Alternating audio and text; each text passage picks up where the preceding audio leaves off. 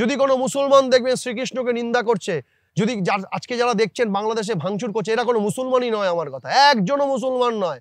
যারা কোনো অন্য রিলিজিয়ান, অন্য কোনো মতবাদকে আঘাত করে, তারা কোনো ধার্মিক হতেই পারে না। তাদের একটা ট্যাগ মুসলমানের, কোনো মুসলমানই নয় তারা। জানবেন, যে মানুষ অন্যকে অবজ্ঞা করবে, অন্য মহাপুরুষকে অশ্রদ্ধা করবে, তারা নিজের ইষ্টকে শ্রদ্ধা করতেই পারে না।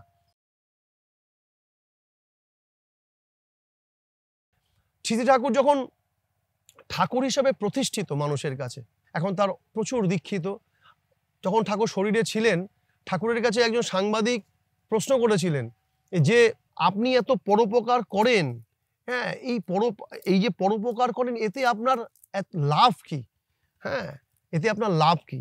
ঠাকুর প্রশ্নের উত্তরে বলেছিলেন, আমি জীবনে আজ পর্যন্ত কখনো পরোপকার করতেই পারলাম না। কারণ ঠাকুর বলেছিলেন, আমি জীবনে কাউকে পরই ভাবতে পারলাম না। এই যে আমরা অনেকের হেল্প করি না, বলি না আমার ছেলে খুব সোশ্যাল ওয়ার্ক করে, আমার ছেলে খুব পরোপকার করে, বা আমার মেয়ে খুব পরোপকারকারী। ঠাকুরের জীবনে ঠাকুর কখনো পরোপকার করতে পারেননি। ঠাকুর নিজে বলতেন সেটা, কারণ তার কথাতে তিনি কাউকে পর ভাবতে পারতেন। আমরা যেমন বলি না আমি, তুমি, সে, ও, এরকম বলি। ঠাকুরের কাছে তুমি বলে কোনো ওয়ার্ড নেই, সবটাই আমি। তিনি অন্যের বেদনাকে নিজের বেদনা বলে মনে করতেন, তাই তিনি কখনো জীবনে পরোপকার করতে পারেননি। তাই ঠাকুরের কাছে সম্পূর্ণতা ছিল সব নিজস্ব। আজকে আপনারা যারা ঠাকুরকে নিন্দেও করেন, হ্যাঁ, তাদেরকেও ঠাকুর নিজেরই মনে করেন। যদি তাই না হতো, ঠাকুরের জীবদ্দশাতেও তার নিজেরই আপন ভাই, হ্যাঁ, তার নাম ছিলেন খেপুদা, তিনিও ঠাকুরের সাথে যেরকমভাবে আমাদের বাড়িতে কিছু কাণ্ড কারখানা হলে কিছু রকম বা বিভিন্ন রকম ঝামেলার উদ্ভব হয়, তো মহাপুরুষও এর ঊর্ধ্বে নয়। শ্রীকৃষ্ণের বাড়িতেও হয়েছে। প্রত্যেক মহাপুরুষের যখন জাগতিক জীবনে আমাদের মতন নররূপে অবতীর্ণ হন, তাদেরকেও আমাদের মতনই প্রবলেম ফেস করতে হয়। সেটা শ্রীকৃষ্ণের সময়ও দেখেছি, রামচন্দ্রের সময়ও কিন্তু সেই একই সময়, সেই পারিবারিক সমস্যা, সেখানে মা কইকেয়ী বনবাসে পাঠাচ্ছেন, ভরত সেটাকে অ্যাকসেপ্ট করেনি, সেটা তার উদারতা ছিল, কিন্তু পাঠিয়েছেন। রামচন্দ্র বনবাস যেমন করেছে, মানে ঠাকুরের যে নিজের ভাই ছিলেন, তার নাম ছিলেন খেপুদা, তিনি ঠাকুরের নামে মামলা করতে গেছেন এই জমি বাড়ির কেন্দ্র করে। তিনি মামলা করতে করতে সর্বশান্ত হয়ে গেছেন, তার কাছে আর পয়সা নেই মামলা করার মতন। ঠাকুর নিজের এগেনস্টে, যেমন ধরুন বাদী আর বিবাদী থাকে, তো মানে ধরুন আমার এগেনস্টে যে যাবে, আমি তো চাইবো সে যাতে ডমিনেটেড হয়ে যাক, সে মামলা করতে না পারুক, তার সে সর্বশান্ত হোক, মানে আমি যাতে মামলা জিতে যাই। ঠাকুর নিজের টাকা গিয়ে তার ভাইকে দিয়ে বলছেন, খেপুরে তোর তো মামলা চালানোর টাকা নেই, এই নে তুই গিয়ে কর। মানে তিনি তাকে দিচ্ছেন যিনি তার এগেনস্টে গেছেন এবং তার কাছ থেকে কিছু হরফ করতে চাইছেন। এই ছিল ঠাকুরের ভক্তি, এই ছিল ঠাকুরের প্রেম, ভাতৃপ্রেম, বন্ধু প্রেম, মাতৃপ্রেম, এই ছিলেন তার মধ্যে প্রেমিক। সব মহাপুরুষের আগে বিভিন্ন বিশেষণ ব্যবহার করা হয়। কেমন কেমন বিশেষণ? যেমন আমরা বলি যুগ পুরুষোত্তম শ্রীকৃষ্ণ, মর্যাদা পুরুষোত্তম শ্রী রামচন্দ্র, আবার আমরা রামকৃষ্ণ পরমহংসদেব বলি। কিন্তু দেখবেন শ্রী শ্রী ঠাকুর অনুকূল চন্দ্রের নামের আগে আমরা বলি পরম প্রেমময় কথাটা। প্রত্যেক মহাপুরুষই পরম প্রেমময়, এতে আমার মধ্যে কোনো সন্দিহান নেই। কিন্তু ঠাকুর অনুকূল চন্দ্রের নামের আগে যে পরম প্রেমময় কথাটা ইউজ করা হয়, এটা তার কোনো তথাকথিত কোনো ট্যাগ লাগানো কোনো সিম্বল নয়, বা তার টিআরপি রেট বাড়ানোর জন্য নয়। তার নামের সাথে এই কথাটা যথার্থ যায় তার কর্মের মাধ্যমে। আমি যা যা বললাম, আপনারা যেই মহাপুরুষের আশ্রিত, যেই ইষ্টের আশ্রিত, প্রত্যেক ইষ্টকে সম্মান করি আমি, আর আমার ঠাকুর তাই শিক্ষা দিয়েছেন। আপনারাও আপনাদের জায়গায় দাঁড়িয়ে দেখবেন এরকম বিরল থেকে বিরলতম মাতৃভক্তি, বিরল থেকে বিরলতম ভাতৃভক্তি, বিরল থেকে বিরলতম বন্ধুভক্তি, এরকম কিন্তু জগতে দেখা যায় না, বিশেষত কলিযুগে। এরকম প্রীতি, এরকম প্রেম অবতীর্ণ হয়েছেন খুব খুব খুব কম মহামানব। তাই ঠাকুর অনুকূল চন্দ্রের নামের আগে কিন্তু পরম প্রেমময় কথাটা এত অ্যাপ্রোপ্রিয়েট, বলতেও ভালো লাগে, শুনতেও ভালো লাগে, আর বলাটা সমীচীন তার কর্মদক্ষতায়। তাই যারা ঠাকুর সম্পর্কে জানতেন না, ঠাকুর সম্পর্কে অবগত নন, তার ভাতৃ মাতৃ এবং পিতৃভক্তি, তার বন্ধুভক্তি সম্পর্কে তারা জানলেন, বুঝলেন। যদি মনে হয়ে থাকে এই কথার মধ্যে কোনো ভুল আছে, দয়া করে ঠাকুরের জীবনীগুলো পড়বেন, জীবনীগুলো পড়ে তারপর ঠাকুরকে নিয়ে বিশ্লেষণ করবেন। আমরা মাছি মানুষ জানি না হয়ে যাই, আমরা জানি মৌ মানুষ হতে পারি। জানবেন, যারা যে ভালো দেখার, সে সব কিছুর মধ্যে ভালোটা দেখবে, আর যে নিন্দে স্তুতি করার সে সব কিছুর মধ্যে নিন্দে করবে।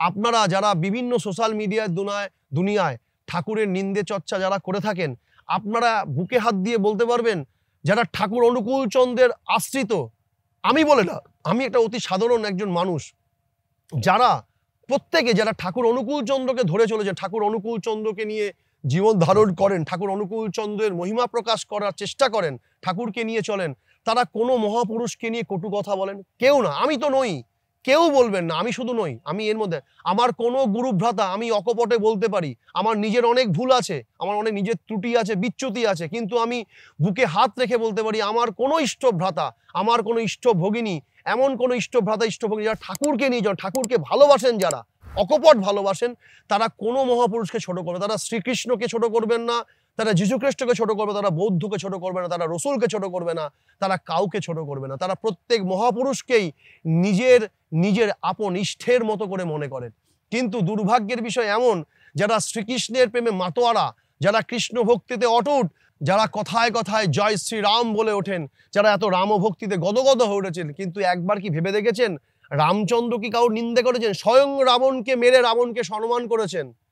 তিনি রাবণেরও নিন্দে করেননি, রাবণকে মেরে রাবণের সেই শরীরটাকে প্রণাম করেছিলেন, কারণ বলেছিলেন ইনি হচ্ছে বেদজ্ঞ পণ্ডিত, তিনি পাণ্ডিত্যকে সম্মান করতেন। তাই আমি যেই মহাপুরুষের আশ্রিত, তার কাছ থেকে যেই আচরণ আমি শিখছি, সেই আচরণই বলে দেয় আমি কত তাকে ভালোবাসি।